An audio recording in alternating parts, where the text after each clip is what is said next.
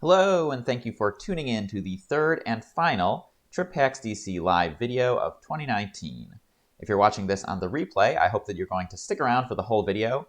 I'm going to have tips for visiting Washington, D.C. in the off-season, and I'm going to run through a bunch of resources that are available if you're coming during those off-season months. If you're joining me here live, welcome. If this is your first YouTube live stream, you should see a chat box on your screen or your mobile device that you can use to send messages during the stream. You should also see a $ icon, which you can use to send a super chat along with a few bucks. If you have a question that you really want to make sure gets my attention, that is the best way that you can do that. So let's go ahead and start this month's live stream by having everyone who's joining me here live send a chat message. Let me know who you are, where you're visiting from, and what month you are planning to visit Washington, D.C. And if you do have specific questions for your trip, please hold on to those for about 10 or 15 minutes, and then we'll do a live Q&A, and I'll get all of your questions answered. So welcome. We've got Mike, Cami, Gabby, and Gracie. Thank you all for joining me here. We have AAA. Hello from Italy. Welcome. Thank you for joining me from across the pond. Glad to have you over here on this month's live stream. So just a quick recap that we did 3 of these over the summer. The first one was on June 2nd, where I covered tips for visiting DC during the summer months, which is pretty much over at this point. So if you are coming during August and you want to get some of my tips for visiting during summer, you can go back to June 2nd, check out the replay of that video. Last month on July 7th, we did my favorite movies and TV shows that are set in Washington, D.C. So if you're curious about things you might want to look up on Netflix or check out from the local library, movies that you can watch and prepare for your trip, check out some of my favorites, a little bit of my commentary about what I like and what I don't like. And then, of course, we have August 4th, where we're doing tips for visiting during the off-season. So again, if you want to go back and watch either of the 2 previous Office Hours videos, those are both available right here on the YouTube channel. Just go back through the video library, and you should have no trouble finding either of those. Okay, we've got a few more folks joining. We've got Gina. Hello from Utah. Hello, Gina. We have Casey Odeful. Looking forward to coming to DC September 4th through 8th. We have Darren from Vegas coming in October. Colin from Omaha visited DC last July. Oh, and thank you for the review. Colin really liked coming to DC. Okay, we have SD Dodger coming on Monday, family of 5 from San Diego. Oh, you did Sam's tour? Really great to have you guys join one of ours. Sam is one of my tour guides, and he is an amazing tour guide. If anyone has a chance to come this August, he's running tours on Wednesdays, and if you can join one of those, that is a great opportunity to tour with one of DC's best tour guides, and that is not me, by the way. Chris from Kenya visiting at the end of August. Awesome, coming a long way to come and visit us here in DC. Christy. Hello, Jimmy and Christy from Baton Rouge. They're coming next May. You're planning way in advance, so glad to see that you're looking ahead. May is a great month to visit, at least weather-wise, so very nice spring-like weather. Shelly coming to DC in 3 weeks. Looking forward to seeing you here in DC, Shelly. And the person whose name I didn't know before is named Anton, so thank you, Anton, for joining here on the live stream. And Joe, thumbs up from Dallas. Love having folks from Texas come to DC and come on the tour. So I'm going to jump into some of the months that you might be visiting if you're coming this off-season. I know a few people said they're coming in September. September and October, I try to kind of lump these together because to me they're actually quite similar. They're both excellent months to visit. If you ever get a chance to visit DC, I know that most people come on vacation when the kids are off school. So that means you come during spring break, summer break, winter break, Christmas break, whatever you call it. And the rest of the year is, kind of when you're doing your stuff at home, doing the family stuff. You don't really get a chance to go on vacation. But if you can take a trip during September and October, these are really the Goldilocks months in DC, in my opinion, both because the crowds are relatively small, at least compared to those summer months, and because the weather is actually quite excellent, which leads me into my next point, which is a bit of a shameless plug for the Trip Hacks DC podcast. If you haven't had a chance to check it out yet, you might want to start with episode 12, which just published 3 days ago on August 4th. I spoke to Jason Samenow from the Capital Weather Gang, my favorite weather source here in Washington, D.C., and he had a ton of great advice, information about Washington, D.C. weather year-round, what to expect, during certain months, his favorite months to visit, which included, spoiler alert, did include September.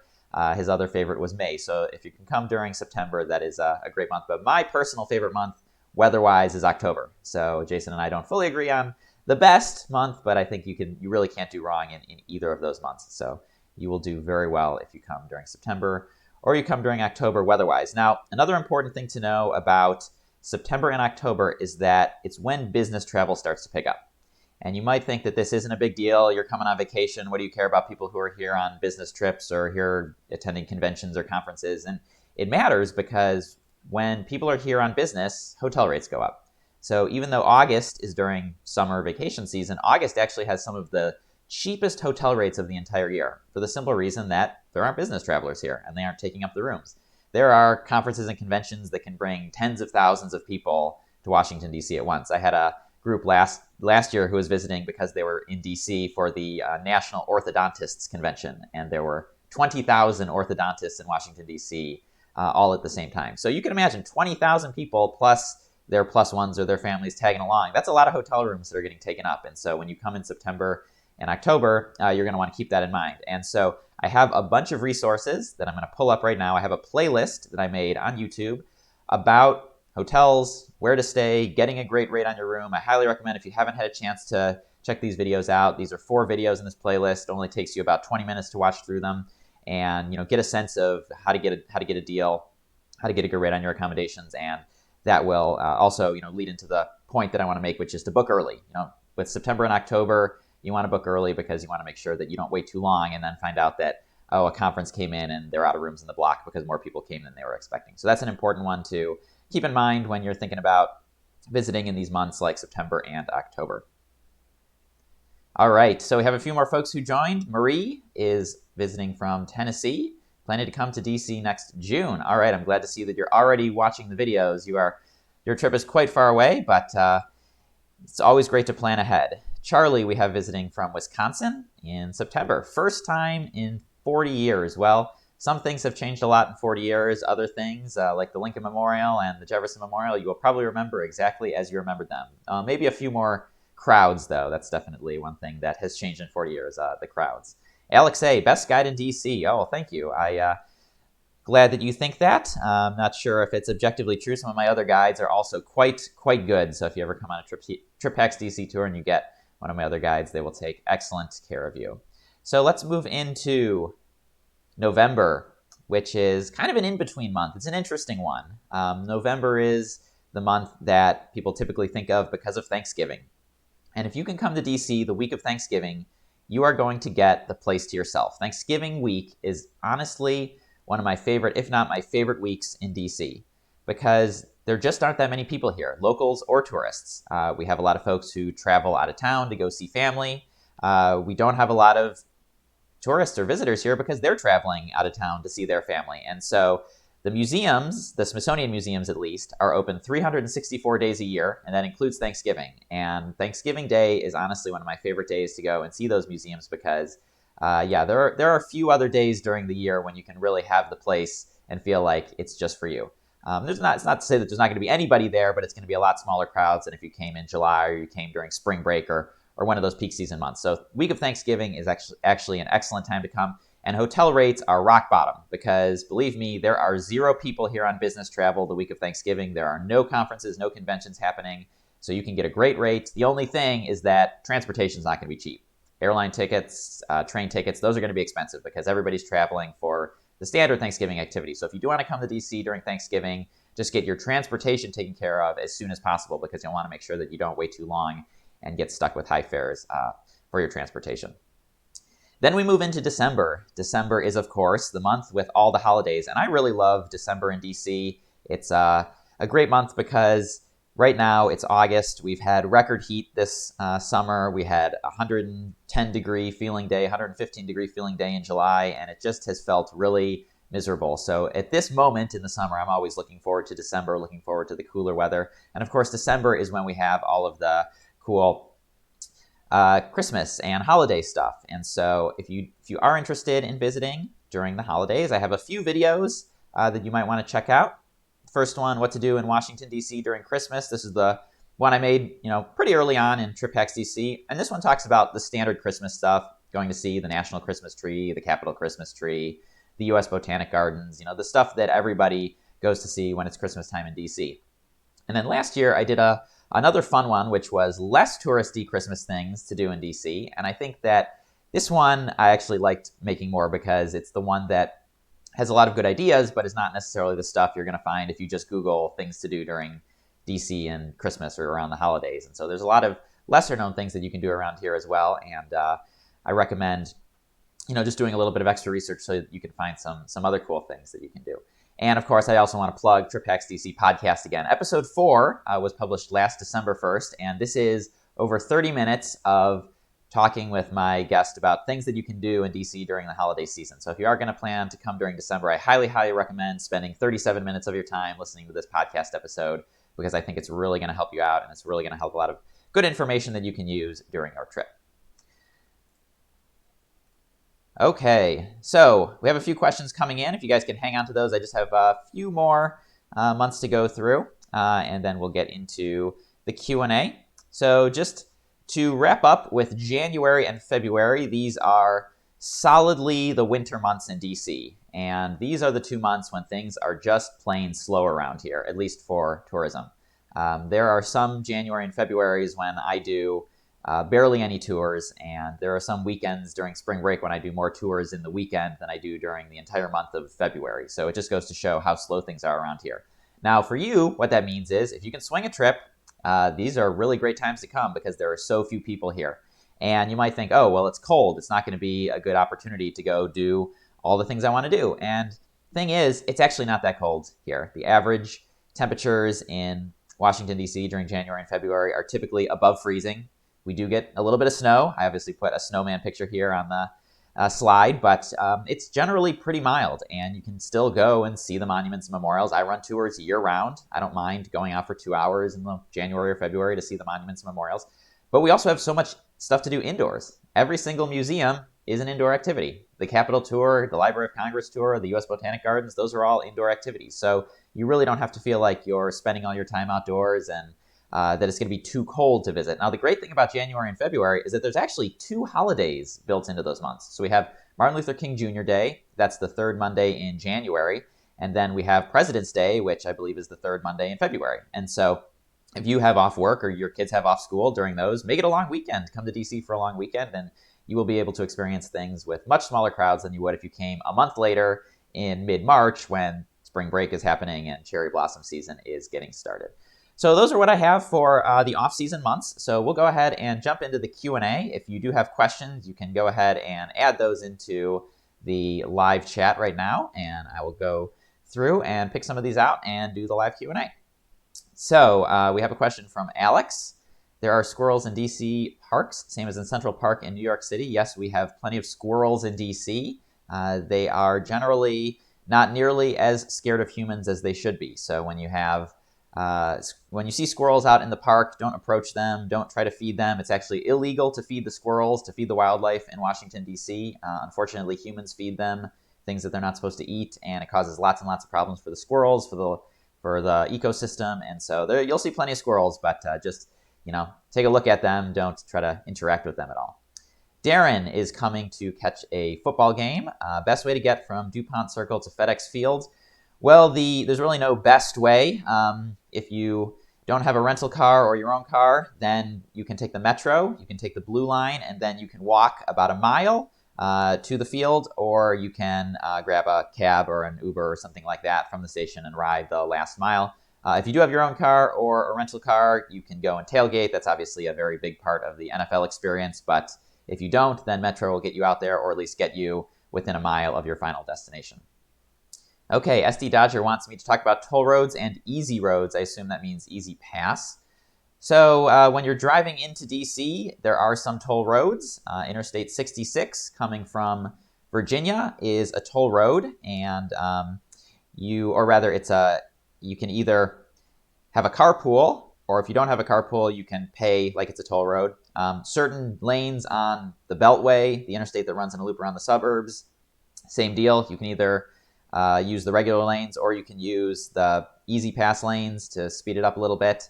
I think most visitors will find that, once you're in the city, you're not going to have to worry about that anymore. If you use Google Maps to plan your trip, it will tell you which roads are tolled and which are not. And then if you have an easy pass from wherever you live, you can just use that. Make sure you go into the right lane, trip the transponder, and then it'll bill your easy pass account. But for most visitors, once you're in the city, that's not going to be a thing anymore. It's just a matter of, getting in. Once you've driven in, then you won't have to worry about that anymore. Michelle has a question about the non-Smithsonian museums, for example, Spy Museum, Newseum, that I would recommend if someone only wanted to go to one museum that isn't free. Well, this is a tough one because I used to say that if you're going to pay to see a museum, it should be the Newseum. And that was pretty much an easy answer. Unfortunately, the Newseum is closing. We're only a few months left for the Newseum. They sold their building on Pennsylvania Avenue to Johns Hopkins University, and after the end of this year, they will no longer be operating. Now, there's still conversation about them moving to a new location. They may reopen in a new location, but nothing is finalized at this moment. This is August 2019 when we're doing this live stream. So in that case, I actually might switch my recommendation to say the Spy Museum, which just moved to a brand new location in LaFont Plaza. I've gone. It's actually really amazing. A ton of interactive exhibits, a lot of fun. I used to say that the Spy Museum was great if you had kids, but now that I've gone to the new Spy Museum, I realize it's kind of great if you're an adult kid too, or you just want to go and have an interactive experience and have some fun. So either one is great. Museum, if you can make before the end of 2019. Spy Museum, if you're coming afterwards, or that's just something that you're more into. Either way, you will be good to go. Abigail, what is weather usually like towards the end of August? Does the temperature start to cool down? So August weather is generally hot and humid. But in this month's Trip Hacks DC podcast episode, I asked Jason about this specifically. I asked him, when does the humidity start to decrease? When can you expect to come to DC and not have one of those oppressively humid days? And he said, I believe the quote was something along the lines of, mid-August is when you start to have those days that might not have a lot of humidity, but it's not consistent. So you might come all the way up to September and still have those really muggy days, or you might get lucky, come during the last week of August, and we get a really nice cool day that you wouldn't get, say, in July, because July is pretty much guaranteed to be hot and muggy every single day. So end of August, it's kind of a gamble. I would say come expecting it to be hot and humid and be pleasantly surprised if it's a little bit cooler. Okay, Christy, museum closing later this year. Any word on if they're moving? Well, I just kind of answered that. No word yet. I really hope they're not closing forever. They've got a lot of real treasures in there. And so I really hope that they're able to find a new location. They actually were in Arlington, Virginia before they moved over to their current location over on Pennsylvania Avenue. So it's entirely possible they might reopen outside the city. They might be able to find another location in the city. The challenge with a place like the museum is that museum's massive. So it's really tough to find space with enough square footage to host a museum of their size. Cinnamon Buns, hi, love your videos. Can you tell me how famous the American University is in and around DC and how connected it is with the rest of the city? I'm asking because I'm an incoming freshman this August. Well, I would say that American University is not downtown, so it's about 4 or 5 miles uptown from the National Mall. And so in that sense, it's not, something that a lot of people who are visiting just stumble upon or make a point to go and visit. That said, it is in the city. It is connected to a lot of the institutions here. And a lot of folks who go to American University, they wind up doing internships at companies in the city or organizations in the city, or, for the politics majors, they do their internships with Congress members. And so in that sense, I would say it's actually quite connected to the city. And so it really just depends what you want to do. With anything, you get out of it what you put in. So if you're coming to college in DC and you just want to stay on campus all the time and never leave and never get involved in anything, then you're not going to really feel connected to the city at all. On the other hand, if you come into the city every weekend and you get involved in organizations, then you're going to feel like it is quite connected. All right, the next question is the best way to get to the Air and Space Museum near Dulles Airport without a car. So the best way for someone without a car is probably to take the Silver Line Metro to the end of the line and then pick up a cab or an Uber for the rest of the way to the museum. It's not ideal, but it's pretty far away, and so unfortunately, it's kind of tough to get to. There is a bus that will take you over there. It's a public bus. If you're feeling like you're pretty skilled with public buses, you can look it up on Google Maps or on City Mapper, and you'll be able to see exactly how to do it. But if you're not too comfortable riding public buses, I would just take Metro to the end of the line and then pick up a short ride the rest of the way. Zeke is staying in Reston, Virginia. Can you tell me how long it takes to get into DC, and can I park my car near a metro station and bring my bike in the city by metro? So Reston is far. It's far from the city. It's pretty much out by Dulles Airport. It's not an area where I recommend staying if you can, just because it will take a really long time to get in and out of the city and because it will be really expensive. So I have a video about metro fares and how they work. And one of the things that I mentioned in the video is that the cost to ride the metro depends on how far you're traveling and what time of day that it is. So to go to the end of the Silver Line during rush hour will cost you $6 each way. So that's pretty pricey. But you can park your car there. It's not free. You're going to have to park your car at the metro station. That's usually about $5 per day on a weekday. And then, yes, you can bring your bike on the metro. They do let you bring bikes on the metro during rush hour now. That is a recent change. So if you Google it, you might find some information that says bikes are not allowed on the metro during rush hour.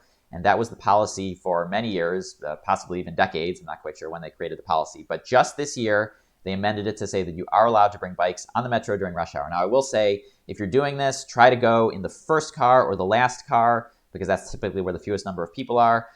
Take your bike into the corner of the car. Don't block any doors. Just generally be smart about it, be respectful. And so you will be able to ride on the metro during rush hour and not make any enemies among people who are trying to get to work and you're inconveniencing or that they feel like you're not being fair.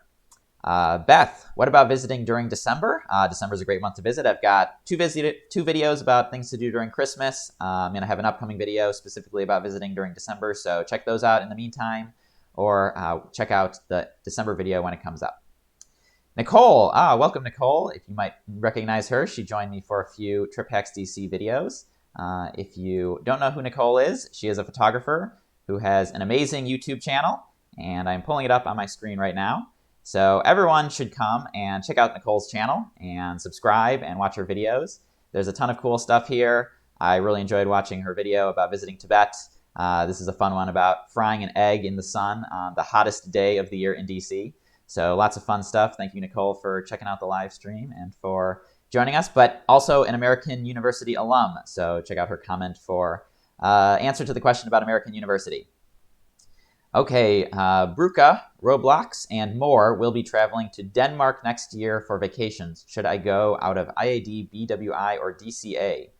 Well, this is a tough one. There's a lot of variables here. So if you're traveling to Denmark, you probably want to know which flights are the least expensive, and you also want to know which are the most convenient. So if you can get a nonstop flight from Dulles, IAD, and it's within your price range, then go for it. Because if you fly out of BWI or out of DCA, you're going to fly either to JFK Airport in New York City or to Atlanta, and then you're going to continue on. And I generally feel like, if you can avoid a transfer at one of those airports, that you should try to avoid it, and that would mean flying out of Dulles, but I'm not 100% certain if they have a flight to Denmark. But even if they don't, you could probably fly from Dulles to London or somewhere else nearby and pick up a relatively inexpensive European flight to get to your final destination. Viralocity, hello from Mexico. Visiting in late August. Where do you recommend parking Sundays near the National Mall? I know meters are free on Sundays. But what street do you recommend? Well, this is actually not true. Some meters are not enforced on Sundays, and the meters on the National Mall are enforced 364 days per year. So if you park on the National Mall on a Sunday and you don't pay your meter and you get a ticket, you can't say that you are surprised, because meters on the National Mall are enforced almost every single day of the year except for Christmas. That said, you can park at a meter for up to 3 hours on the street on Madison Avenue or Jefferson Avenue near the museums, or you can park at lot A, B, or C, which are both located near the Jefferson Memorial, or you can park at the paddle boats, which are located on the tidal basin, and all of those are metered, and all of them are for up to 3 hours. So if you need more than 3 hours, then I have an entire video about where to park. And I would recommend checking that video out, because you're going to have to pay, but it's going to be not too bad. You can park at the Reagan Building near the White House. I believe it's $15 on a weekend day, so it's not too expensive. or you can park at Union Station, or you can park at one of the metro stations outside the city. Those are free on Sundays, and ride Metro in. Okay. Nicole says, thanks for the kind words. Yes, of course. Thanks for joining on the live stream today. Okay, next question. Is the National Mall Circulator Bus still free? As of today, yes, it is. As of October, no, it will be back to $1 per ride. Still a great deal. But you are going to have to either have some dollar bills or get a Smart Trip card with some money on it so that you can pay for your bus rides. Anna Marie, can't wait to visit DC again, coming from Berkeley, California. Well, I hope you can make it back to DC as soon as you can. Gina, what's the best way to get from BWI to Capitol Hill traveling with baby? Well, BWI is tough because it's really far. So for solo travelers, the best way to get there is by the MARC train, which I have a video that shows you how to ride the MARC train. It's right here, this one, how to get from BWI to Washington, D.C. for cheap. For a solo traveler or even for a couple, that's a great way to get into D.C. It only costs you, $6 or $7 per person, and so that's an excellent way to do it. But if you have a baby, that's probably not going to be the most feasible option. So you can do a taxi that'll cost you around $100. You can do an Uber or a Lyft that'll cost you whatever it costs when you show up. I would probably budget $60, $70 for that. Or you can do a super shuttle, which I've had some customers on my tours lately tell me they have not had very good luck with. So you can check them out. It might be a little bit less expensive than the taxi or Uber option, but either of those will at least get you into city. I'm not quite sure what is the best because it's really about what is the best for you. And with a baby, I think you're probably going to want to choose the more comfortable option rather than the one that's just simply the cheapest. Well, it looks like we have reached the end of the questions, and so thank you everyone for joining me here for the final Trip Hacks DC office hours of 2019. If you're coming during the off season, I hope you have a great trip. We do have Trip Hacks DC tours posted for August. There are still some availabilities during August. We have September tours now posted in October, and the rest of the year will be coming up very shortly. So if you are interested in touring during the off season, we've got tours year round. If they're not posted yet, they will be coming soon. So make sure to check out the website and keep an eye on that. And with all of that said, as always, enjoy your trip.